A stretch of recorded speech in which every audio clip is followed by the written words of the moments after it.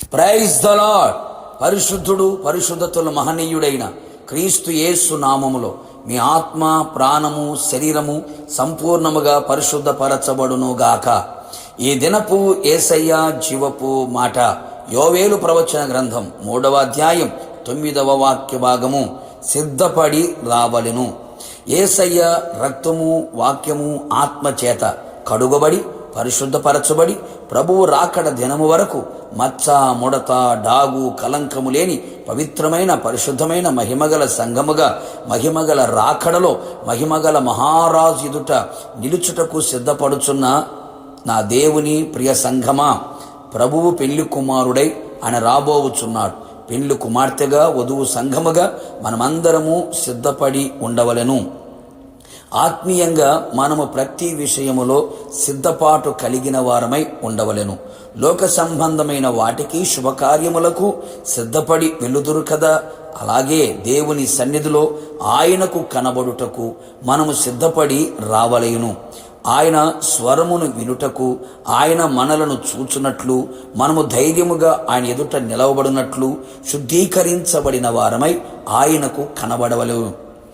మన హృదయము మన మీద దోషారోపణ చేయకుండానట్లు మంచి మనస్సాక్షి కలిగిన వారమై ఏ పాపమును, లోపమును, అతిక్రమమును, దోషమును మనలో లేకుండా క్రీస్తు రక్తముతో, క్రీస్తు వాక్యముతో, క్రీస్తు ఆత్మతోను త్రికరణ శుద్ధి కలవారమై కోపము, ద్వేషము, అసూయ, పగ, మత్సరము లేని వారమై సహోదర ప్రేమ కలిగిన వారమై ఆయన సన్నిధిలో ఆయనకు కనబడెదము. ఆయనకు విరోధమైన, అసహ్యమైన ఏ కార్యములు మనయందు కనబడకుండా జాగ్రత్త పడెదము.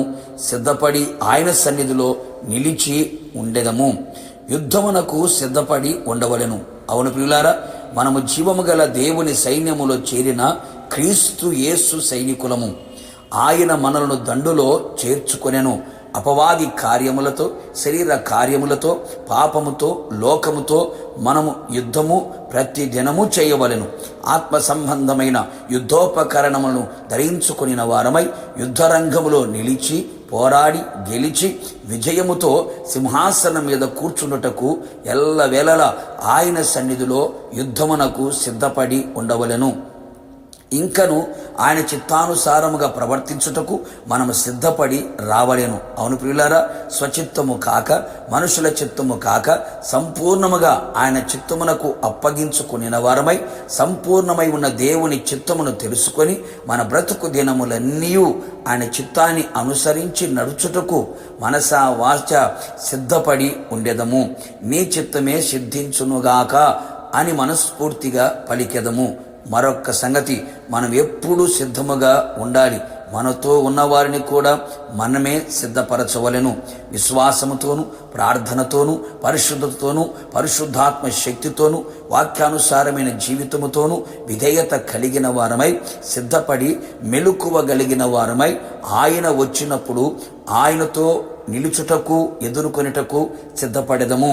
ఇంకను యేసయ్య కొరకు, సువార్త కొరకు, సంఘము కొరకు చనిపోవుటకైనను, ప్రాణమును ఇచ్చుటకైనను మనము సిద్ధపడి ఉండవలెను. ఇది గొప్ప భాగ్యము కదా. నిశ్చయముగా మనము ఆయనతో యుగయుగములు పరలోకములో, నిత్య సియోనులో, నూతన యెరూషలేములో మనము చేరెదము, ప్రభుతో ఉండెదము. ప్రార్థన. పరిశుద్ధతుల మహనీయుడైన యేసయ్య, నీ పరిశుద్ధమైన పాదములకి మరొక్కమారు కృతజ్ఞతాస్తుతులు చెల్లించుచు ఉన్నాం. మీ సన్నిధికి మేము సిద్ధపడి రావలేను అని మీరు మాకు తెలియపరిచారు. అవును ప్రభా, సిద్ధపాటు లేని వారిగా మేము ఉండకూడదు నాయన. మీ చిత్తానుసారముగా మేము ప్రవర్తించుటకు సిద్ధపడినట్లుగా మీరు కృప దయచేయండి. మీ కొరకు మా ప్రాణమును త్యాగము చేయుటకు కూడా మేము సిద్ధపడి ఉంటకు సహాయము చేయండి. అలాగే యుద్ధరంగములో ప్రభువా అపవాదితో పోరాడి గెలిచి మీరిచ్చే ఆశీర్వాదములు స్వతంత్రించుటకు మేము సిద్ధపడినట్లుగా కృప దయచేయండి. మరి ముఖ్యముగా మీ సన్నిధిలో మీకు కనబడుటకు మేము శుద్ధీకరించబడి ప్రభువా మిమ్మల్ని ఎదుర్కోవడానికి ఒక సిద్ధపాటు మా జీవితంలో మీరు కలుగు చేయండి. మీరు వచ్చినప్పుడు మేము సిద్ధపడిన వారిగా మెదుట నిలిచి ఉన్నట్లుగా మీతో కలిసి పరలోకములో చేర్చబడినట్లుగా కృపదయ చేయమని యేసు నామములో అడిగి పొందుకున్నాము తండ్రి, ఆమేన్. మీరును మీ కుటుంబ సభ్యులందరూ సిద్ధపడి ఉందురు గాక. ప్రభు రాకడలు ఎత్తబడుదురు గాక. God bless you.